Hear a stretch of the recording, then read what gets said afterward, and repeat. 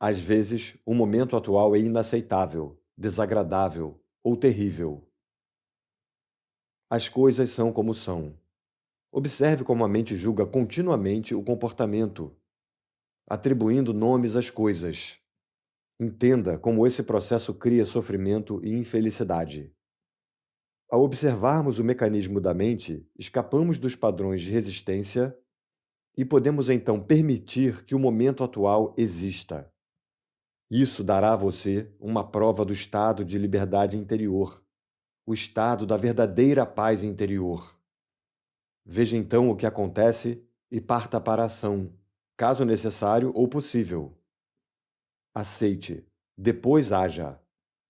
O que quer que o momento atual contenha, aceite-o como uma escolha sua.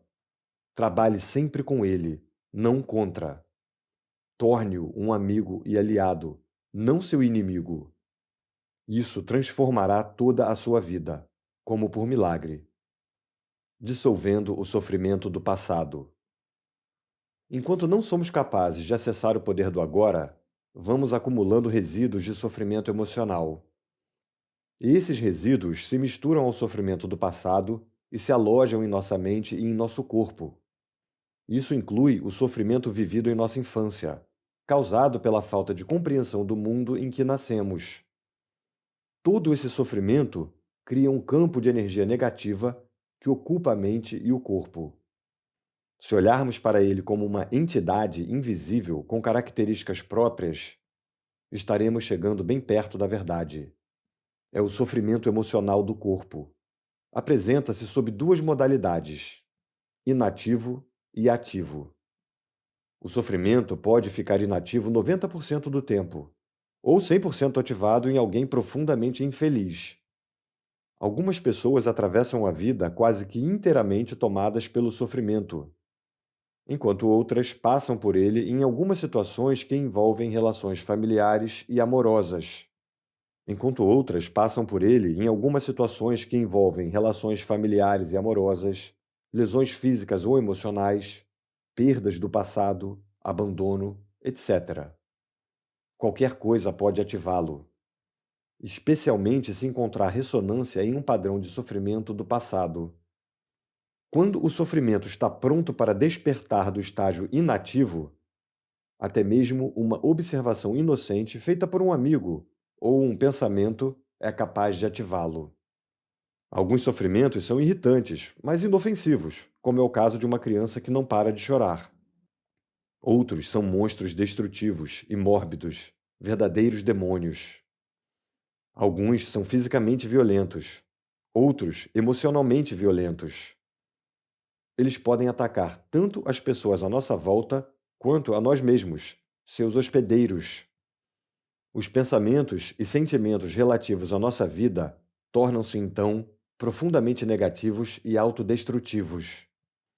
Doenças e acidentes frequentemente acontecem desse modo.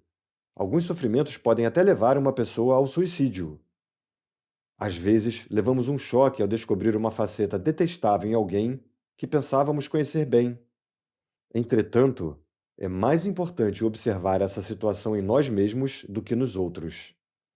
Preste atenção a qualquer sinal de infelicidade em você, qualquer que seja a forma, pois talvez seja o despertar do sofrimento. Ele pode se manifestar como uma irritação, um sinal de impaciência, um ar sombrio, um desejo de ferir, sentimentos de raiva, ira, depressão, ou uma necessidade de criar algum tipo de problema em seus relacionamentos. Agarre o sinal do momento em que ele despertar de seu estado inativo. O sofrimento deseja sobreviver, mas para isso, precisa conseguir que nos identifiquemos inconscientemente com ele.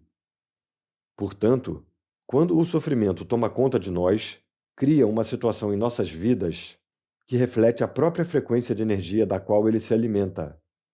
Sofrimento só se alimenta de sofrimento. Não consegue se alimentar de alegria. Acha indigesta. Quando o sofrimento nos domina, faz com que desejemos ter mais sofrimento. Passamos a ser vítimas ou perpetradores. Queremos infligir sofrimento, ou senti-lo, ou ambos. Na verdade, não há muita diferença entre os dois. É claro que não temos consciência disso e afirmamos que não queremos sofrer.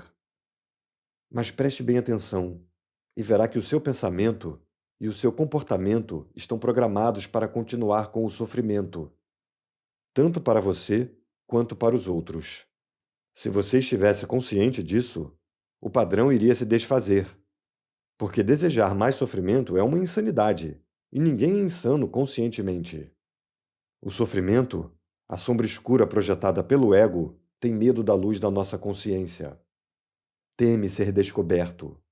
Sobrevive graças à nossa identificação inconsciente com ele, assim como ao medo inconsciente de enfrentarmos o sofrimento que vive dentro de nós.